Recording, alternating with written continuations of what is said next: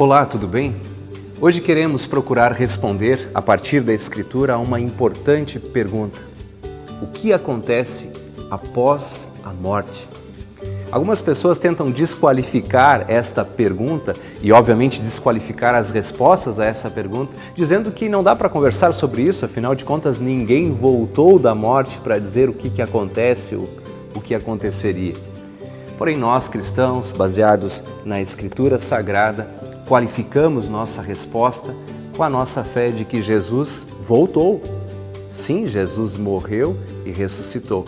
E ele fala desta vida após a morte. Ele falou da sua própria morte, falou da sua ressurreição e deixou clara a promessa: eu sou a ressurreição e a vida. Quem crê em mim, ainda que morra, viverá. Está escrito isso em João capítulo 11, versículo 25. Jesus certa vez conversou com um grupo, os saduceus. Era um grupo que não acreditava na vida após a morte, não acreditava na ressurreição. E Jesus fala desta vida citando o Antigo Testamento, citando a Escritura, quando Deus se identifica a Moisés dizendo: eu sou o Deus de Abraão, de Isaque e Jacó. Jesus então diz que Deus não é um Deus de mortos. Com isso ele está dizendo que Abraão, Isaque e Jacó vivem. Olhando para a Escritura e pensando nesta pergunta específica, o que acontece após a morte, nós lemos em Eclesiastes 12, 7, o corpo torna ao pó, torna a terra que o deu, e que a alma, o espírito, vai para junto de Deus que o deu.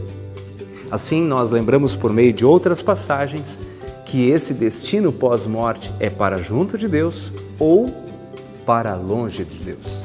Dois destinos. Jesus também fala sobre esses dois destinos após a morte quando ele conta a parábola do rico e do Lázaro, que está escrita lá em Lucas capítulo 16.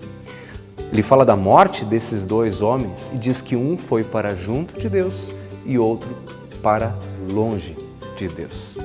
Assim fica evidente esses dois destinos. E nesse sentido, precisamos aqui desqualificar a resposta daqueles que falam de um lugar supostamente chamado de purgatório. De maneira direta, dizemos: este lugar, segundo a Escritura, não existe. Também temos que desqualificar, a partir da Escritura, a ideia de uma reencarnação, como se após a morte nossa alma reencarnaria, nasceria em outro corpo, sendo um outro indivíduo. A Bíblia não ensina isso. Em Hebreus capítulo 9, versículo 27 está escrito: aos homens está ordenado morrerem uma só vez e depois disso o juízo. Várias passagens bíblicas falando desse juízo apontam para o destino junto de Deus ou longe de Deus. E a partir do todo da Escritura, onde o centro é Jesus Cristo vindo ao mundo para pagar para os nossos pecados, nós notamos a incoerência nessas respostas.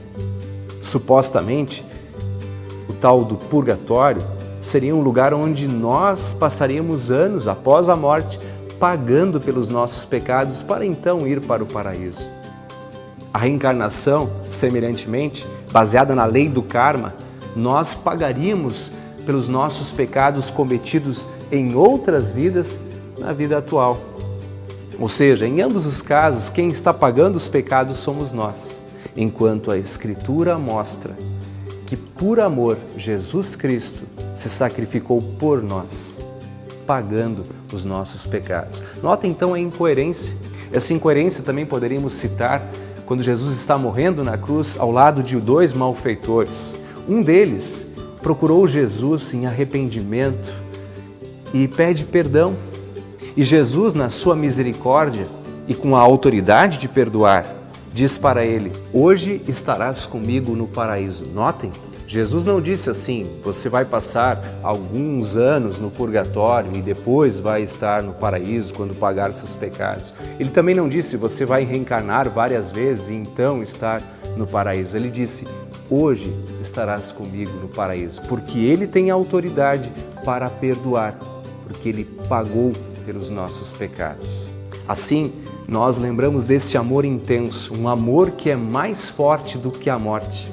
Deus amou o mundo intensamente, que deu o seu Filho unigênito, para que todo o que nele crer não pereça, não morra eternamente, mas tenha, pelo contrário, a vida eterna.